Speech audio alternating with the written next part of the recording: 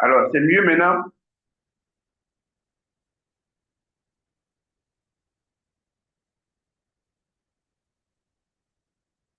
Est-ce que c'est mieux maintenant? Moi, je vous saisis quand même. C'est mieux maintenant. Ok, d'accord. Merci beaucoup. Bonsoir à chacun de vous. Comme j'étais... Est-ce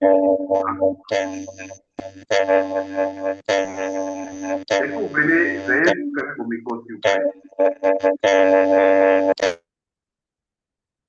Est-ce que vous venez, veuillez fermer le micro pour que je passe cette discussion en...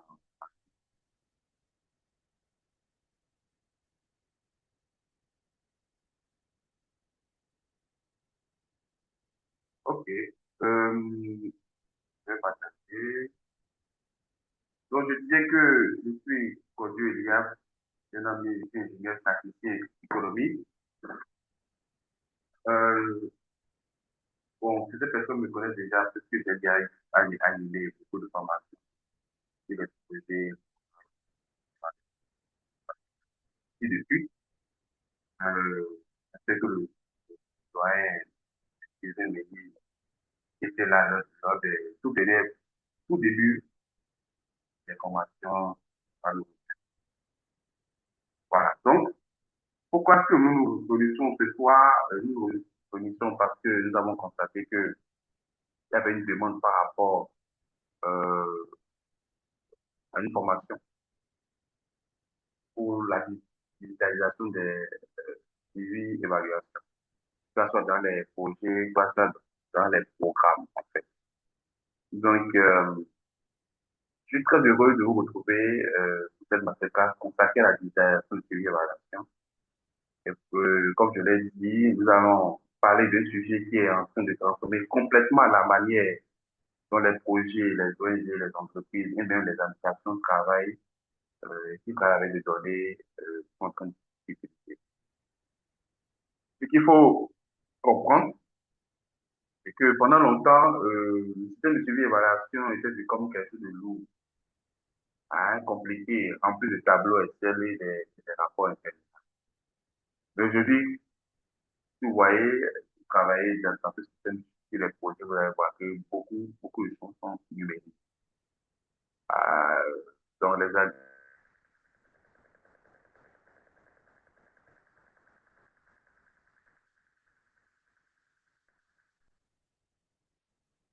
euh,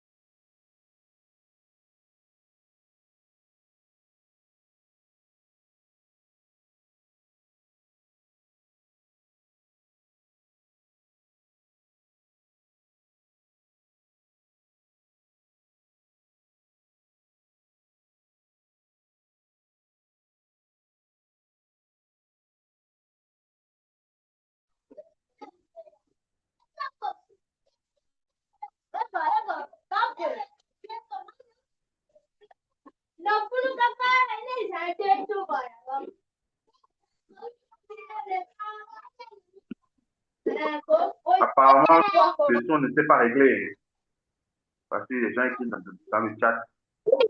Oui, oui.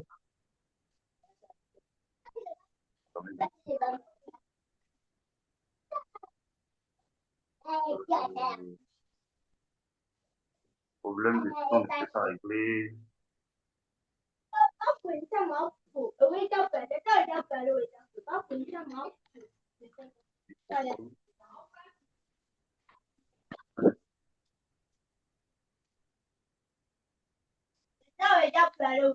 Mais quel drapeau? Mais quel drapeau, mes gars? S'il vous plaît, coupez les micros.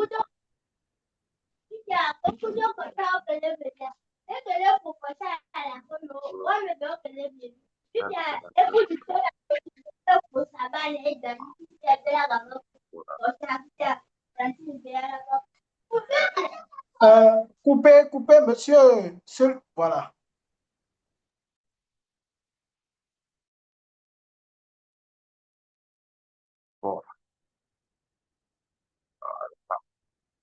tout est allumé chez moi hein, par rapport au son. Je ne sais vraiment pas pourquoi est-ce que ça fait ça.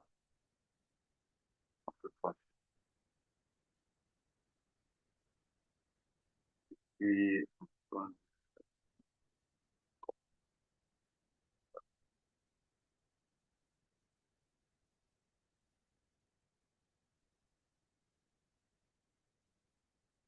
bon, je vais.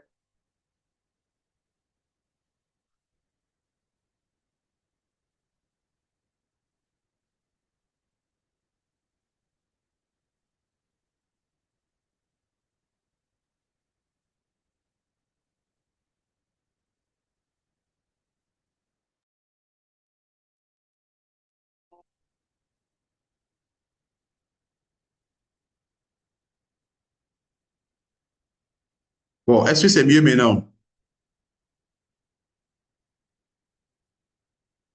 Oui, c'est bon. Oui, oui, je reçois. OK, Je reçois bien. super, super. Parce que ce serait dommage, ce serait dommage d'avoir des personnes comme M. Meillet en ligne, ne pas avoir eu de bon son. Je vous en prie, ça va, ça va. On peut la technologie ne nous trahisse pas. Ah Ok. ouais, ça ira, ça ira. On va tout Les faire pour. aléas, oui. OK, donc c'est par rapport à ce problème de digitalisation des systèmes de suivi et évaluation que nous avons réfléchi à cette thématique que nous voulons partager avec vous pendant 3 jours, à raison de 2 heures chaque soirée, de 19 heures à 21 heures, heure du béninois. Je ne sais pas ce que ça fait en GMT. Donc, avant de commencer, je vais laisser la parole au directeur TBSC pour passer un mot. On ira vite, puisque nous avons déjà grappillé 15 minutes. Monsieur Olivier, Oui, formateur, merci beaucoup. Vous êtes aussi directeur, hein. Bonsoir, chers participants. Bonsoir à tous. J'espère que vous allez bien.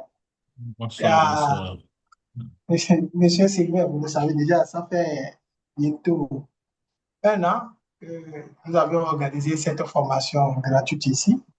C'est pas facile de trouver le directeur, monsieur Eliam, partager ses connaissances avec le public. Négociation sur négociation, elle a finalement accepté de faire ces 3 jours. Alors, je nous en prie de rester vraiment concentrés, fermez vos micros et posez toutes les questions possibles. Il s'agit d'une formation gratuite. Pour les questions d'attestation et autres, vous aurez toutes ces informations dans le groupe. Pour également la question de ceux-là qui vont dire, qui vont approfondir, parce qu'il s'agit de la pratique ici, vous aurez toutes ces informations dans le groupe. Merci beaucoup et nous souhaitons très bonne formation pendant ces 3 jours. Merci, formateur. et merci beaucoup. Dans le groupe, j'ai fait envoyer un petit questionnaire pour voir si le profil de ceux qui sont reçus la formation. J'ai vu que beaucoup de, bon, pas beaucoup, hein, il y a, pour ceux qui ont rempli, il y a les gens qui travaillent déjà sur un projet, il y a les gens qui connaissent déjà l'utilisation de SL, donc top. Peu de gens connaissent Cobotos Boss et peu de gens connaissent Power BI. Donc, ça m'a permis de pouvoir restructurer ma communication et d'aller à l'essentiel. Pendant ces 3 jours, nous aurons quoi? Le public qui est visé pour cette formation, c'est un public étudiant, jeune, professionnel, agent de projet ONG, consultant, débutant, passionné de gestion des projets comme moi, et personnes souhaitant découvrir le suivi et évaluation. Donc, c'est ces profils-là qui sont là. Et nous allons discuter à bâton rompu. Comme pour ceux qui sont déjà habitués, ils savent que nous faisons d'abord une communication, nous présentons tout ce qu'il y a comme communication, et à la fin, nous prenons les questions pour pouvoir mieux répondre, satisfaire aux préoccupations des uns et des autres. Euh, Je viens un instant. Voilà. Donc, le format, c'est 3 jours avec 2 heures de cours interactifs par jour accessibles aux non-spécialistes. L'objectif, c'est de comprendre simplement le suivi et évaluation, découvrir les outils modernes, l'intérêt de la digitalisation. Vous allez comprendre, digitalisation, c'est bien S, hein, pas Z. Sorry. Et visualiser les opportunités professionnelles. Oui, les opportunités professionnelles, de plus en plus, si vous n'avez pas un profil de quelqu'un qui utilise les logiciels actuellement, euh, vous serez largué. Et ça, je vous le dis, vous serez largué totalement, puisque il y a plus de 7 heures actuellement sur la gestion des projets, euh, notamment sur le système de suivi et évaluation d'un projet ou d'un programme. Si vous ne connaissez pas les connaissances de base, bon, c'est le minimum que tout le monde doit connaître, le minimum. Ça. Maintenant, il y a d'autres logiciels qui sont très, très utilisés actuellement. Et nous allons voir ces logiciels pour voir quand est-ce qu'il faut les utiliser, dans quel cas il faut les utiliser, comment les utiliser et comment l'intégrer dans le système de suivi et évaluation. Donc, à travers les 3 jours, nous aurons, pour la première journée, ce soir, nous allons comprendre un peu le suivi et évaluation, c'est-à-dire la définition des concepts, l'importance des données dans les projets, le choix des indicateurs, toujours SMART, et le cas logé, la chaîne de résultats. C'est important. Je n'ai pas voulu faire ça parce que je me disais que, bon, ceux avec qui j'allais discuter, ils sont déjà au courant de tout ça, mais je pense que le directeur a demandé à ce qu'on fasse un briefing par rapport à ça pour rappeler certaines choses avant d'aller dans le plan de, de résistance. Donc, nous allons parcourir tout ça là et voir. Donc, nous allons aussi voir pourquoi digitaliser et présenter les outils Kobo, Toastboard, ODK, Google Forms, Excel, Powerpoint. Donc, nous allons voir ça là. Nous allons demain faire une pratique, c'est-à-dire nous allons concevoir un questionnaire, essayer de l'implémenter sur Kobotos à partir d'un cadre logique avec les questionnaires qu'on aura, les indicateurs qu'on aura à collecter. Nous allons initier un questionnaire. Si j'ai le temps ce soir, dans la nuit, je vais concevoir le questionnaire, vous l'envoyer, envoyer le lien pour que vous puissiez télécharger Kobotos Board pour ceux qui ne l'ont pas et pour que demain, ce soit interactif. Ah, là, ce serait bien. Et troisième jour, nous allons voir les données de la prise de décision. Comment on parle avec Kobotos, quand on fait la collecte, comment est-ce qu'on peut sortir les tableaux, les images et comment on peut faire des analyses. Ouais. Bon, si on a le temps, je vais vous présenter un peu Power BI, mais comme je l'ai dit plusieurs fois, cette formation, c'est une formation pour nous permettre de pouvoir un peu toucher un peu à tout, ne pas aller en profondeur. C'est d'ailleurs pour ça que c'est une formation d'initiation.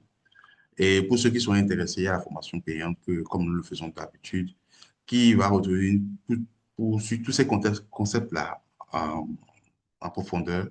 Je sais qu'il y a des gens qui connaissent déjà comment on fonctionne. Et on dit un mois souvent, mais Monsieur Meillet, la dernière fois, on a fait un mois, 2 semaines, parce que l'objectif, c'est que les gens puissent maîtriser les outils, pouvoir les utiliser dans leur quotidien, avoir l'information. Donc ça, je pense que le directeur va revenir sur ça. Donc, revenez à nos moutons. Donc, comme je l'ai dit, bon, objectif du jour, j'ai à présenter. Bon, la problématique ici, c'est que de plus en plus, nous sommes face à plusieurs données. La masse de données que nous collectons dans le système de suivi et évaluation est énorme, est énorme. Et dans ce maras de données, il est fréquent que nous ayons des données erronées. Erronées parce que, bon, peut-être que c'est le système qui est mal conçu aussi. Nous sommes déjà revenus sur ça plusieurs fois. Ou c'est parce que la collecte, le système de collecte présente des défaillances et que le contrôle qualité n'a pas été fait. Ça ne peut pas être fait à tous les temps, à tous les moments et avoir une efficacité de 100%. Donc, il y a les données qui peuvent être incomplètes, hein, ce qui fait que ça peut invalider les résultats d'un projet. Ça, c'est le premier aspect. C'est qu'il y a beaucoup de données que nous utilisons à travers les indicateurs qui sont reliés au cas logique, au cas de performance pour pouvoir renseigner chaque fois. Ça dépend, hein, quand vous définissez les indicateurs, il y a des indicateurs qu'on peut renseigner hebdomadairement, des indicateurs qu'on peut renseigner mensuellement, trimestriellement, semestriellement et annuellement. Donc, à chaque fois, il faut aller faire cette collecte-là. Et pour pouvoir faire cette collecte, il faut pouvoir s'appuyer sur un système de suivi et évaluation, un système de collecte très performant. Mais quand on parle de système de collecte très performant, ce sont des hommes. Donc, les hommes sont appelés à faire des erreurs, notamment quand on utilise du papier. Notamment quand on utilise du papier, c'est-à-dire on envoie des enquêteurs sur le terrain avec des papiers, enquêtes. Donc, d'abord, pour relever à la main, c'est difficile. À la fin, il faut trouver des gens qui vont faire la saisie, tous ces questionnaires-là.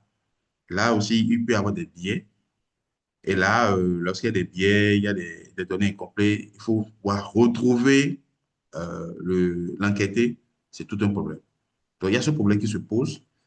Et la dernière chose, c'est que, étant donné que ce sont des projets de développement, la plupart de ces projets, nous ne l'aurons pas, hein. Il y a des bases de fonds qui sont là, qui, eux, sont très avancés en termes de digitalisation de tout ce qui est processus de collecte, de suivi et évaluation. De plus en plus, les projets sont très structurés actuellement à travers des tableaux de bord, euh, des rapports automatisés, ainsi de suite. Donc,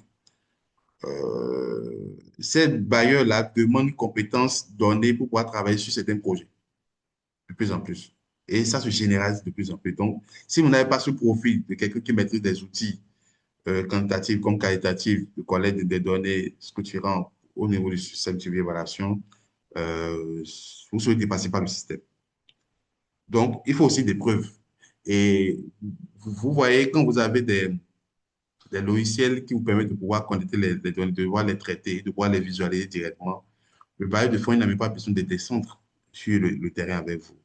Dès que c'est bon, lui, il se connecte à la plateforme, il voit tout ce que vous faites.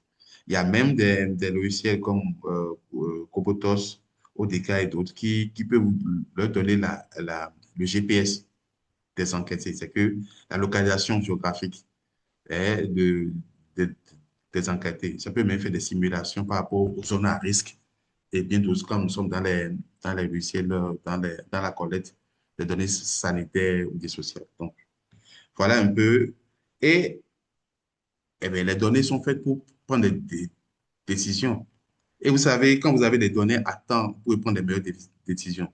Si vous avez des données qui sont très bien collectées, mais qui ne viennent pas à temps, bon, vous allez prendre la décision, mais un peu en retard. Et peut-être que ce que vous pouvez rattraper, euh, c'est que vous ne pouvez plus le rattraper parce que vous n'avez pas les données, les tableaux de simulation, les rapports, les analyses pointues qui peuvent vous permettre de pouvoir prendre des décisions éclairées.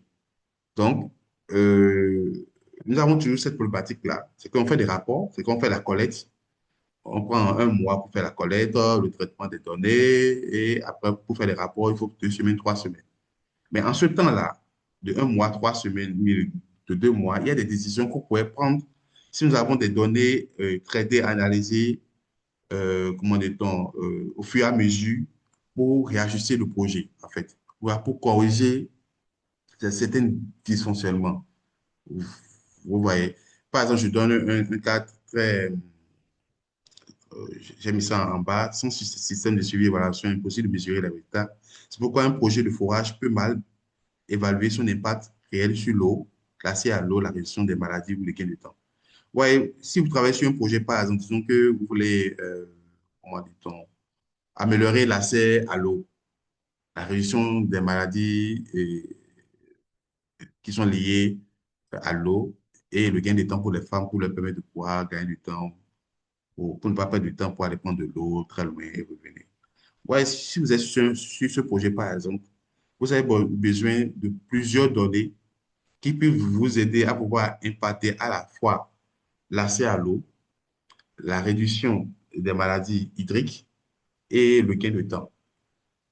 Donc, tout part d'un bon système de suivi et évaluation avec un cas de performance, c'est-à-dire des indicateurs déjà smart et donc on sait comment on peut les renseigner. Et maintenant, de voir comment est-ce que le système de suivi et évaluation, le système de collecte doit être digitalisé. Cela permet déjà de voir à peu près l'impact que la construction, je ne dis pas l'impact, quand on dit l'impact, je vois ça dans 5 ans, 10 ans. Non, je dirais le changement que la mise en place de ces forages-là a déjà sur l'accès à l'eau, sur la réduction des maladies hydriques et sur le gain de temps. Ouais. Et si on constate que avec la qualité des données, avec la célérité des données et les analyses que nous avons, si on constate que le projet doit être réorienté puisque nous ne sommes pas en train d'atteindre les objectifs, ça permet d'aller vite et de réorienter le projet. Mais si vous devez faire un système de suivi et évaluation, un système de collecte qui doit prendre 3 mois avant de sortir un rapport pour la prise de décision, vous voyez que vous prenez 3 mois pour pouvoir faire des corrections sur un projet et donner la main à un bailleur de pouvoir réorienter le projet.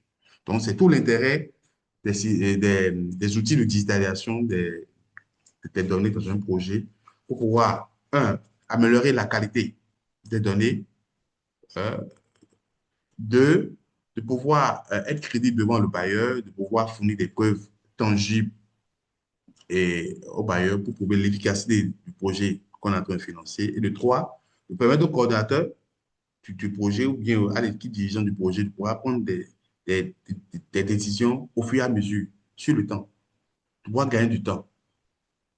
Voilà, et de ne pas être surpris par des résultats à posteriori. Voilà. Donc, ici, sur ce truc, j'ai voulu revenir un peu sur la définition du suivi et évaluation de faire la différence. De façon terre à terre, je n'ai pas voulu prendre des définitions dans les bouquins. Pour ceux qui veulent ça, il y a tellement de bouquins, tellement d'outils, de ressources sur Internet pour pouvoir vous donner les bonnes définitions argumentées. Ici, c'est une définition terre à terre. Le suivi, c'est observer régulièrement si les activités qui ont été prévues sont réalisées, en fait. Est-ce que ce qui a été prévu dans la structuration du projet, en termes de tâches, en termes d'activités, en termes d'action, est-ce que ça a été réalisé? C'est tout. Donc, ici, on répond à la question au niveau du suivi. Est-ce que nous faisons ce qui était prévu? Tout simplement. Donc, chaque donnée que nous collectons, son but, c'est de pouvoir savoir si ce qui a été prévu a été fait. Si ça n'a pas été fait, quels sont les écarts et comment est-ce qu'on peut justifier ces écarts et rattraper ces écarts. Voilà. Donc, j'ai donné l'exemple. Sur le projet O, comme je l'ai dit, le projet, c'est un projet qui veut construire des forages. Et les trois objectifs, c'est un, c'est de pouvoir faire gagner du temps aux femmes, puisque peut-être que dans le village que nous sommes, le projet, les femmes prennent 2 heures de temps, voire 3 heures de temps pour aller chercher de l'eau très loin. Et ça fait que ça agit sur l'efficacité, comment dire, le temps pour aller au marché, pour faire des activités économiques sur le foyer. Et il y a aussi la deuxième chose, c'est pouvoir améliorer l'accès à l'eau. Bon, si je dois faire 3 heures de temps pour aller prendre de l'eau propre et qu'il y a de l'eau sale, bon, un peu sale, je dirais, il y a un marigot à côté, vous voyez que les gens vont plus aller vers le marigot qu'aller faire 3 heures de temps. Donc, c'est pour réduire cela. Et il y a aussi les maladies hydriques, puisque peut-être, euh, étant donné que les gens n'utilisent pas de l'eau propre, le taux de maladies liées à l'eau augmente. Donc, il faut réduire tout ça là. Donc, ici, si nous prenons ce projet, euh, peut-être que le projet dit qu'on va construire des forages, qu'on va sensibiliser les ménages et on va organiser des, des réunions de formation, par exemple, peut-être pour entretenir les forages construits. Donc, vous voyez ici maintenant que, excusez-moi, je vais voir le chat pour voir s'il y a des gens qui écrivent. Euh, on dit on n'a pas d'image. Waouh! Excusez-moi, c'est vrai, vous n'avez pas d'image? À mon niveau, moi, j'ai l'image. Moi, j'ai l'image. Ben, moi Ah, aussi, j'ai l'image. Ah, OK. Puisque dans le chat, je Moi vais... également. Ah, OK. Moi également. OK, d'accord. Donc, Monsieur Zoko Bato, ben, il faut vérifier Moi chez vous. également. OK. OK, d'accord. Merci beaucoup. Ça me rassure. Euh, Excusez-moi. Donc, je disais que quand nous prenons le suivi par rapport à ce projet, par exemple, on peut faire le suivi du nombre de forages construits. Quand je crois qu'il y a 11 000 francs en haut, ça fait 11 000. C'est de 11 000. C'est une question ou bien, je n'ai pas compris. Monsieur Fabien, coupez votre son, votre micro. Monsieur Mota, coupez aussi votre micro. OK. Le mien est coupé. OK, d'accord. Merci. Donc, au niveau de ce projet-là, comme suivi d'indicateur qu'on peut faire, on peut suivre le nombre de forages construits, on peut suivre les ménages sensibilisés, le nombre de ménages sensibilisés. Si nous avons l'objectif de, bon, disons qu'il y a 1000 ménages dans le village, on peut avoir l'objectif de sensibiliser 500, 700. Donc, il s'agira pour chaque fois que nous allons sensibiliser un ménage de pouvoir la mettre dans la comptabilité afin de faire un point progressif du nombre de ménages qui a été sensibilisé. Il en est de même pour les réunions organisées pour former les gens pour l'entretien des ménages et des forages. Donc, ça, c'est quelques indicateurs qu'on peut suivre au quotidien de façon hebdomadaire. C'est au niveau du cadre de performance qu'on définit, comment dit-on, la durée, le temps, le profil des enquêteurs, les données qu'il faut utiliser. Nous allons voir ça, le cas de performance. Voilà. Donc, mais quand on vient au niveau de l'évaluation, c'est un peu différent. L'évaluation, lui, il analyse les résultats et les changements produits par le projet. L'autre, il suit chaque fois. Il est derrière chaque fois. Il compte, il décompte, il fait le décompte. Il voit si c'est ce qui est prévu qui est fait. Mais l'évaluation prend un recul, sort un peu du projet et se pose la question de savoir est-ce que les résultats que nous avons, est-ce que les résultats ont atteint leur but? C'est-à-dire, est-ce que l'effet que nous voulons créer, parce que l'effet, par exemple, si nous prenons le cas du projet eau, c'est que nous voulons que les femmes et les ménages ne puissent plus utiliser l'eau de marigot, mais fassent l'effort d'aller au niveau des forages, prendre de l'eau de pompe. Et nous savons qu'en prenant cette eau de pompe, un, ces ménages-là n'auront plus de maladies hydriques. Deux, la consommation d'eau potable va augmenter. Et trois, ces femmes-là auront du temps peut-être pour pouvoir faire d'autres choses, se consacrer à d'autres choses. Voilà.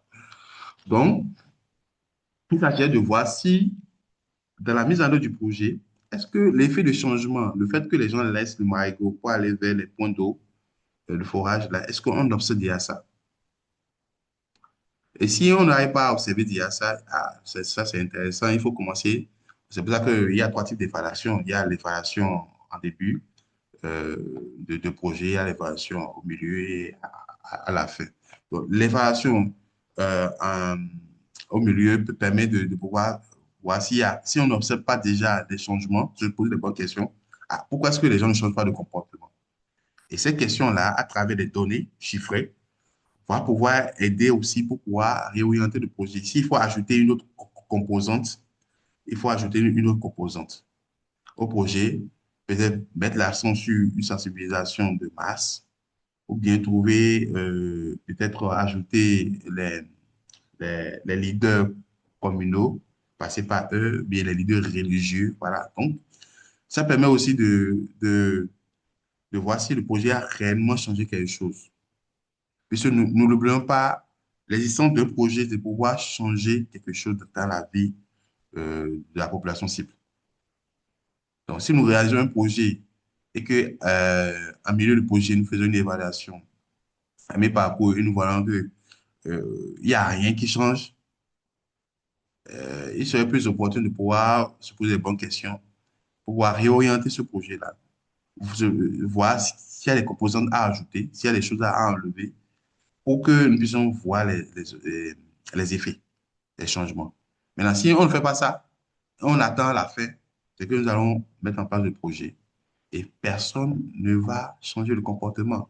C'est-à-dire, les gens, ils vont installer les forages, construire les pompes, mais les gens vont continuer par utiliser l'eau de marigot.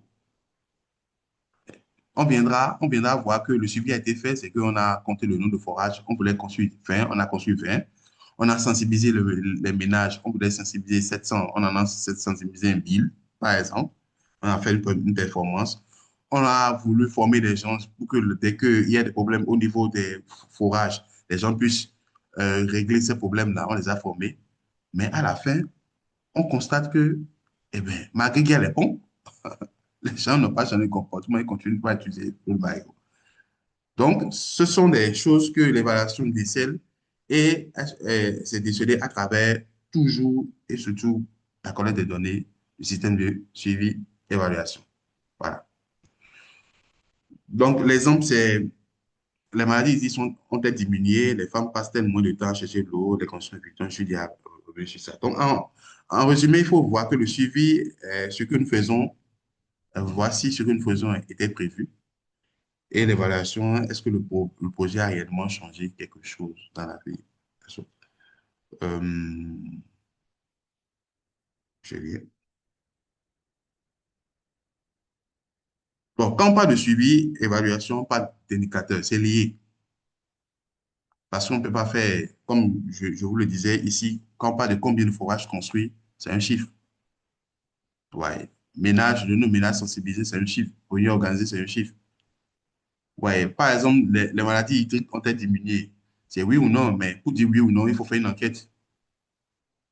Ouais, non. Combien de temps les femmes passent pour aller chercher de l'eau? Ça aussi, c'est une enquête. Ouais. Est-ce que les conditions de vie ont été améliorées? Ça aussi, c'est une enquête qualitative. Ouais. Donc, on ne peut pas parler de suivi et évaluation sans parler d'indicateurs. Mais qu'est-ce qu'un indicateur? Un indicateur, c'est une information qui permet de mesurer un résultat, tout simplement. J'ai un résultat, comment est-ce que je mesure le résultat? C'est ça un indicateur. Donc, j'ai donné un exemple concret. Nous avons un objectif.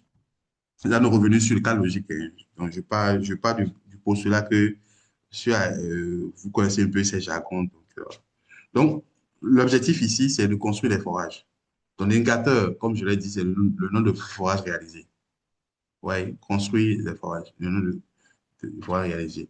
Si l'objectif, c'est d'améliorer l'accès à l'eau, l'indicateur qu'on peut joindre à ça, c'est le pourcentage de ménages ayant accès à l'eau potable, tout simplement.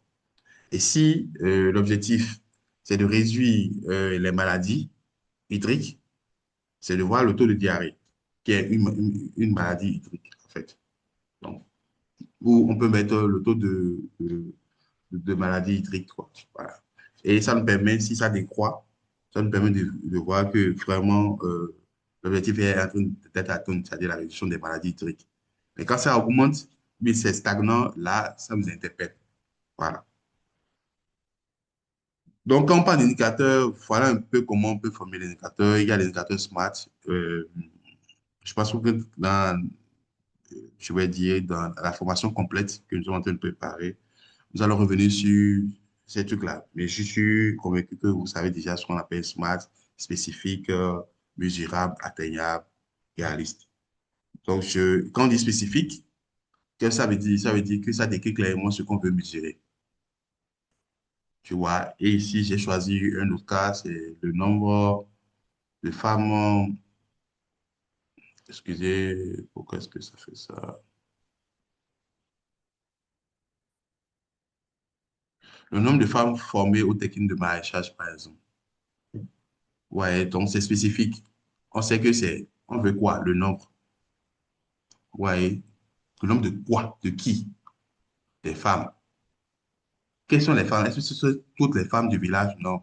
C'est les femmes seulement qui ont été formées aux techniques, on peut dire maraîchage, comme aux techniques de.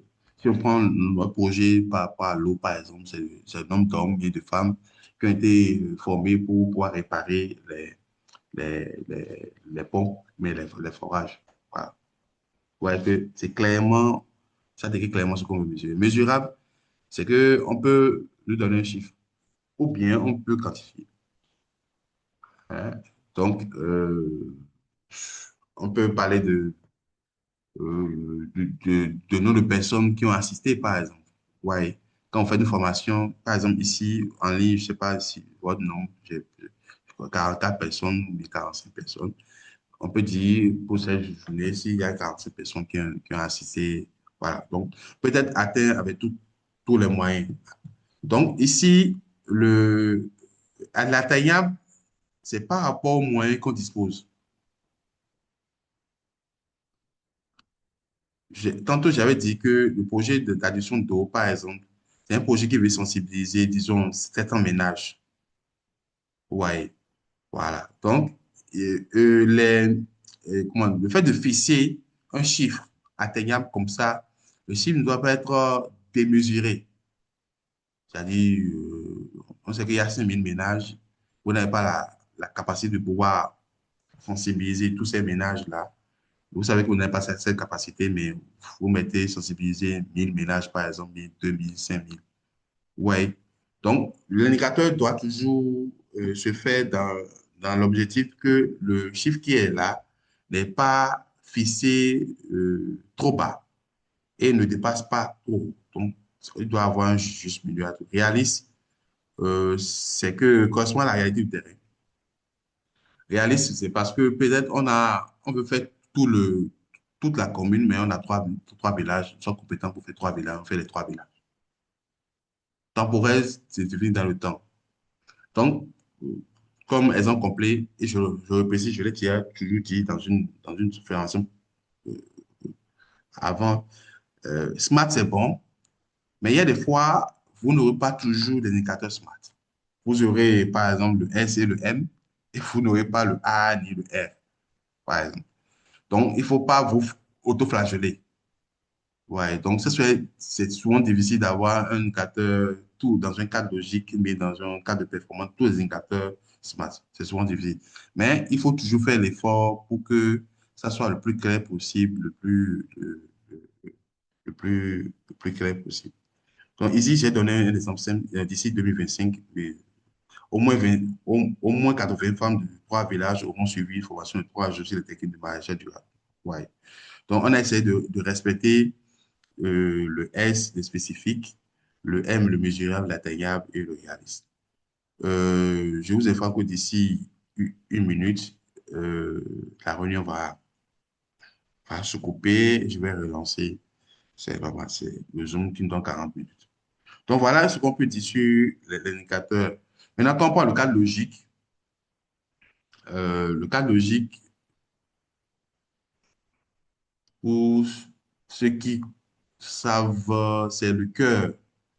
Le cœur, est-ce que je vais dire le cœur? Ouais, c'est le cœur même du projet. Mais je trouve que la théorie de changement du projet est plus parlante que le cas logique. Le cas logique n'est que l'outil qui formalise la théorie de changement. Je pense vraiment que la théorie de changement, c'est vraiment le cœur même du projet. Mais le cadre logique est un outil qui permet de formaliser la théorie de changement. Donc, quand vous prenez un cadre logique, vous avez l'impact, vous avez les effets, vous avez les produits et les activités. C'est comme ça que c'est décrit. Donc, le cas logique aide à organiser les données, à